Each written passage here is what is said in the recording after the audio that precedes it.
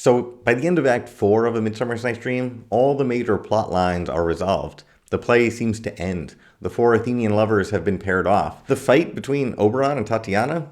That's not happening anymore.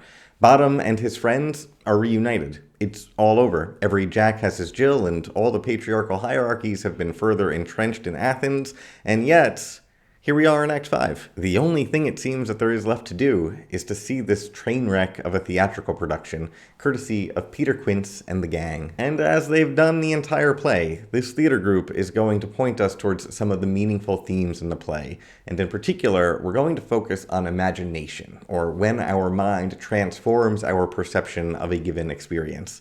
As we'll see, this is true when we are in love, just as it's true when we watch a theatrical production. Or if we're insane. So if this seems like it's your kind of thing, and you like in-depth Shakespeare analysis, please consider subscribing for future videos and future seasons. And with that, let's get into Act 5 of A Midsummer Night's Dream.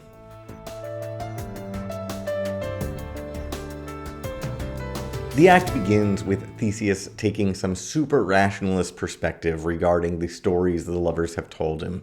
He says that lovers and madmen have such seething brains, such shaping fantasies, that apprehend more than cool reason ever comprehends. So their stories are more strange than true, and because these are stories, he draws a comparison right at the start of this act that will be thematically relevant throughout. He says that the lunatic, the lover, and the poet are of imagination all compact. So we are asked right away to think about the ways that imagination affects both the lovers and those on stage, the ones performing poetry. And the comparison is easily made. The play that he's going to go see performed is Pyramus and Thisbe, 2 lovers who could not be together because of their parents and who ultimately kill themselves. Star-crossed lovers that end in tragedy. The scene that we just witnessed with Hermia and Lysander had been 2 lovers who could not be together because of their parents and who ultimately run away and find a happier solution. Star-crossed lovers that end in marriage, in comedy. So this star-crossed lovers plotline is doubled. We've also noted throughout this play and this series that Lysander and Demetrius are very similar. When I read this play, I actually imagine them being played by twins. I wonder if anybody's ever tried that before. So Hermia's preference for Lysander and Aegeus' preference for Demetrius are both the result of love. These are not rational preferences. Somebody in love can see differences where difference may not exist. Love alters perception. It has a relationship with the imagination. It's no wonder that the love juice is applied to the eyes. Love is a way of seeing the world, and Theseus says it's a false way of seeing the world. Okay? Fair enough. Rational position. So Theseus asks his minister of fun, Philostrate, for some entertainment after dinner. Philostrate gives him some options, and one of those options is Pyramus and Thisbe, a play of tragical mirth, which is an oxymoronic statement. It doesn't make any sense. The theater group has been calling this tragic story a comedy the entire time, and yeah, finally somebody calls him out for it. So of course, Theseus will pick this play because he wants to see how something can be both tragic and filled with merriment. Philostrate warns against this. He says that it won't be good unless you can find sport in their intents. The real drama here is the human drama of actors trying to do something poetic for the first time in their lives. So if there will be entertainment, the entertainment will be how hard they're trying, not how good their play is. And Theseus' choice to watch this play results in his first argument with his new wife. She doesn't want to see the working class overburdened, and Theseus responds that they, as the audience, will simply need to use their imaginations to find the goodness in the play. He says that there have been many times when a diplomat meets him and is too nervous to give a prepared welcome speech, yet out of this silence he picked a welcome.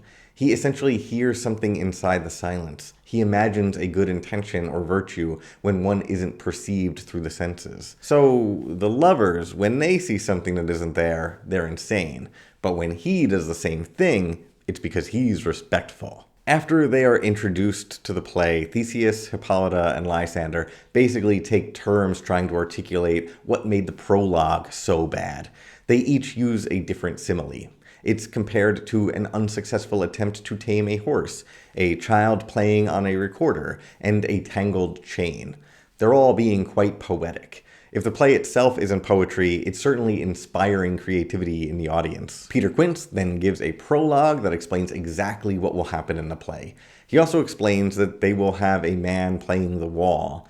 He explains that this man with lime and rough cast doth present wall, and that's just one example of this theater group not trusting the imagination of their audience. Like, they have been practicing on a grassy hill that they imagined to be a stage. They all did that successfully, but now they do not trust their audience to be able to imagine a wall.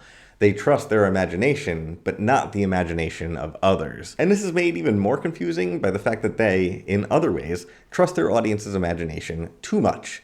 The reason that they are calling attention to all this is because they feared that the audience would truly believe that Bottom is Pyramus, that the lion is a lion, and so on. They felt like they needed to say up front, hey, I'm actually Bottom the Weaver, this isn't a real lion, and I'm not actually going to die, so don't be afraid. The theater group simultaneously overestimates the imagination of their audience and underestimates the imagination of their audience. Anyway, this prologue ends with Peter Quince saying that after the lovers die, the other characters, Lion, Moonshine, Wall, and Lovers Twain at large discourse, while there they do remain. Which is like a crazy thing to say. He's saying that the two dead bodies are going to sit and talk with a lion, Moonshine, and a wall. That's just bananas. And what's even crazier, Snug, the dude playing the wall, speaks and tells us exactly what he is and what his role will be in the play. It's crazy. Okay, so back in Act 1, I called attention to the fact that Aegeus wants control over his daughter, Hermia. There's no good reason that he prefers Demetrius over Lysander. It's just his desire for control over a daughter that he wants to keep close. Or perhaps it's his affection for Demetrius, and it's a way to keep Demetrius close. We don't really know. There is no clear reason for why Lysander and Hermia are kept apart. In this play, Pyramus and Thisbe, the wall is that purpose. The wall separates the two lovers, and it's real, it's physical, it's not imagined. It tells us exactly what it is. The wall says that it is the obstacle to a happy ending, and then it is that obstacle. The wall is both the signifier and the signified. It's the map and it's the terrain. Imagination doesn't need to fill in the gaps the same way we need to with Aegeus, who keeps Hermia from Lysander. That we don't know. The wall, we know. So it's within that setting, with a speaking wall, that Bottom enters as an overly eager Pyramus looking to communicate with his Thisbe. After the dramatic speech that Pyramus makes, Theseus makes a sarcastic comment that he thinks that the wall should speak again, and Bottom goes and breaks the fourth wall and addresses his audience directly. He explains to Theseus that the wall isn't going to speak again because his final words were actually a cue for Thisbe to enter. Bottom really just does not trust his audience at all, but man, he's trying his best. So the play continues, and it's all craziness. And finally, Hippolyta, observing this fiasco, says, "This is the silliest stuff that ever I heard," which results in Theseus replying, "The best in this kind are but shadows, and the worst are no worse if imagination amend them." If imagination amend them. The imagination of the audience can redeem this play.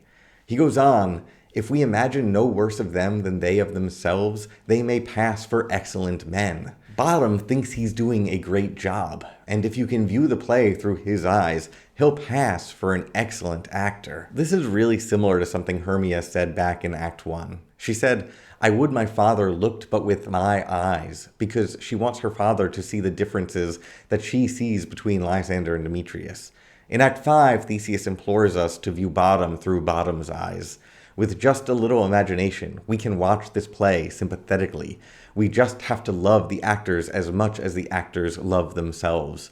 Imagination in love and imagination in theater can both change the way we signify the world around us. They can help us find pleasure and beauty in a world that otherwise is mundane. Theseus is also way ahead of his time with the art theory that he's presenting us. He's basically saying that the audience or reader creates meaning, not the author or the actors. For someone so dismissive of imagination earlier on, he seems to have a lot of confidence in the power of imagination to assume goodness in the world. The insanity of the play continues, and when it's finally over, Bottom asks the audience if they would like to watch the epilogue. Earlier, he told us that the description of his dream would serve as the epilogue. But Theseus says there is no need for it, and the story of Bottom's transformation and journey to the fairy world is left unspoken. He was not able to put words to his experience and hoped that Peter Quince, the writer, could. But whether or not a poet can effectively give language to the complexity of Bottom's experience is something that we will never know. The epilogue doesn't happen. Of course, we do know without the epilogue being performed. I mean, this whole play is Bottom's dream. Shakespeare did it. We don't need Pinderquint to do it. So the play ends.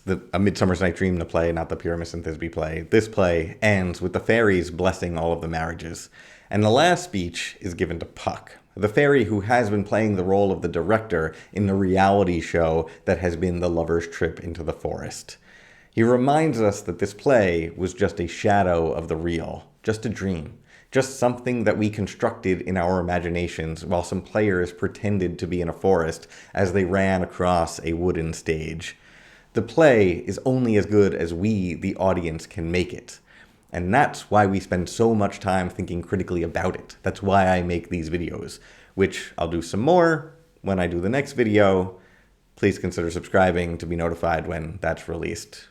Thank you for watching.